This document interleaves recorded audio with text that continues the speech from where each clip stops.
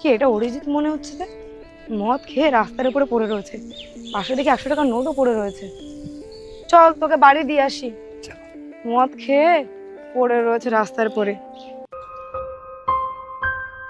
মদ খেয়ে কি অবস্থা, দিদি দেখলে আজকে কি বলবে কি।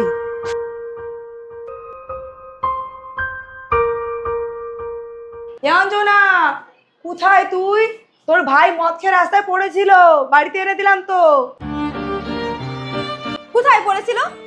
এই তো রাস্তায় পড়েছিল, তোর ভাইয়ের পাশে 100 টাকা পড়েছিল, নে রাখ। দিদি ও মিথ্যে কথা বলছে, আমার পকেটে 10,000 টাকা ছিল।